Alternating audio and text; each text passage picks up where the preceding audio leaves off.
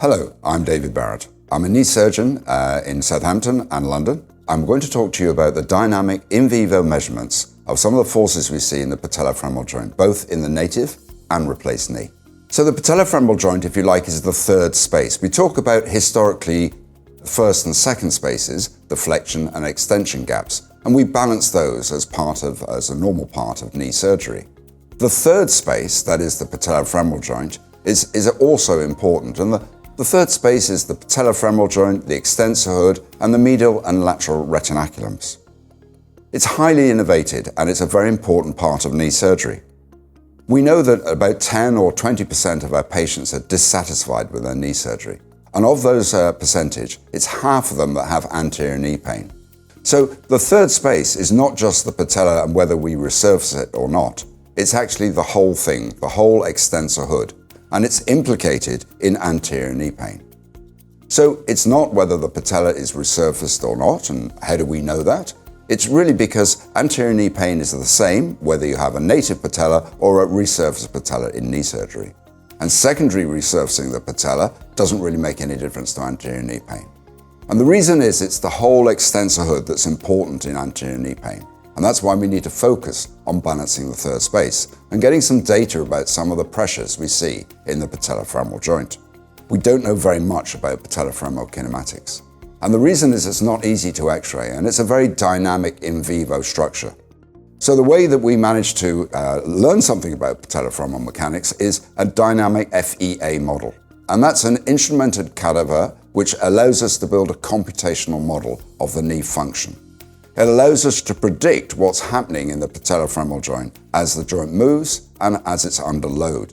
And you can see here in this computational picture that it's actually the trochlea and how the extensor hood wraps around the trochlea that makes a difference in knee surgery. And so suddenly trochlea design and how we handle the trochlea cut in knee surgery is really important.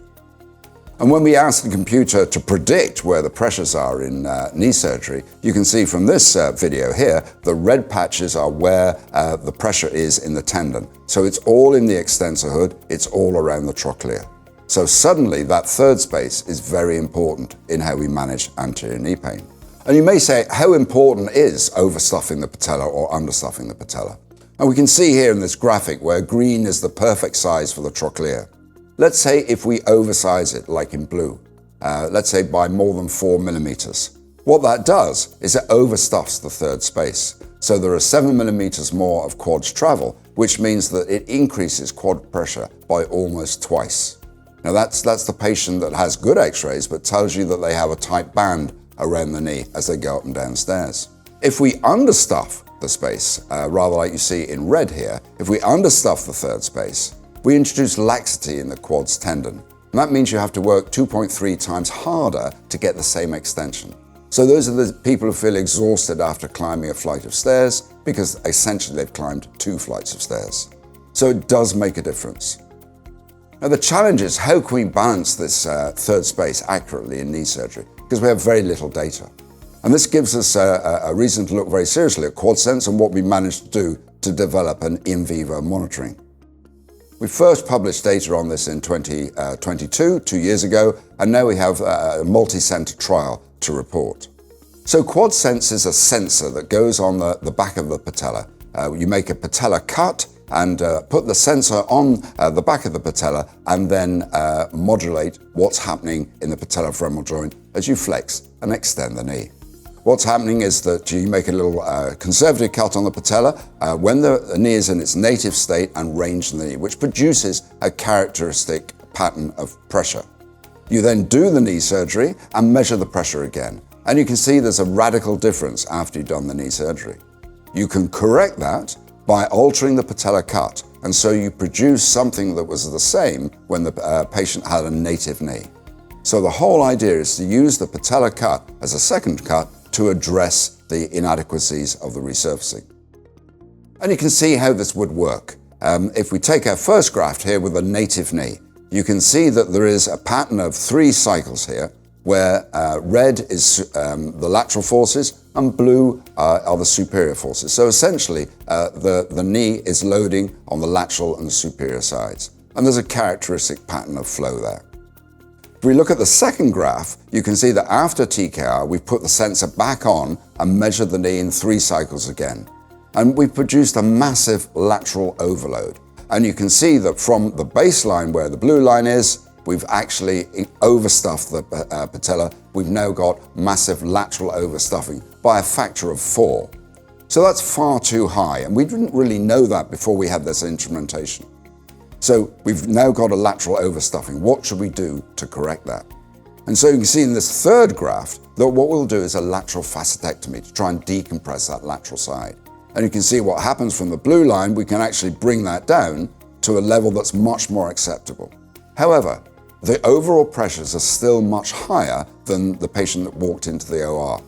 So what we want to do is bring those pressures down a bit lower. And so you can see in graph 4, we take an additional 2 millimeters away from the patella. And that produces what we want, which is the graph very much at the same level as when the patient walked into theatre, with the same characteristic pattern. And you can see the 2 graphs are very close in comparison. So we've achieved what we wanted to do by secondary patella resurfacing. What we're reporting here are 6 centers, 34 cases, and over 4,000 data sets to see how this works with different surgeons, different patients, and different alignment techniques. So we've asked them to collect the data on the native knee.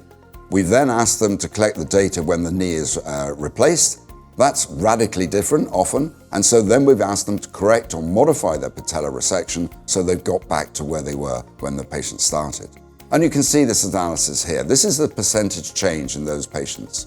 And you can see above the graph is overstuffing, below the graph is understuffing. So everyone is pretty much overstuffing, 60% overstuffed.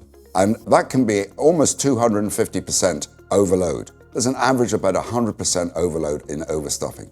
Very significant overstuffings across the range, if you like. Very little understuffing. So this is telling us something we didn't know before, and we can now do something about it. So how does this help the surgeon? Firstly, the awareness that the overstuffing has occurred. And secondly, it gives them the opportunity to change the patella resection so they can modify the patellofemoral pressures back to normal. And we can see how that works in practice with a bit more detailed analysis here. We've taken some selected cases of the surgeons. And you can see in case number 5 here, this is the first, if you like, native measurement. The surgeon then goes and does the surgery, but finds we have an overstuffing situation. They then have an opportunity of changing the patella cut to reduce it back to, if you like, the native values.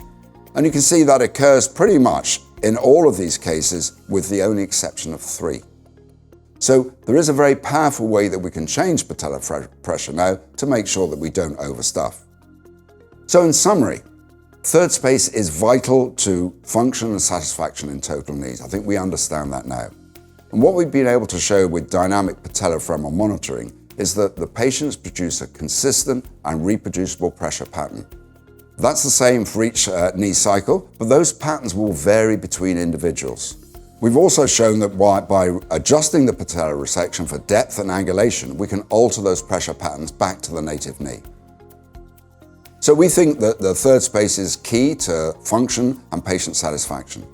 Cadaveric, biomechanical, and FEN analysis shows that the extensor hood tension is key to patient satisfaction. What we'd like to do now is move on with more clinical studies to show the effect of this powerful method.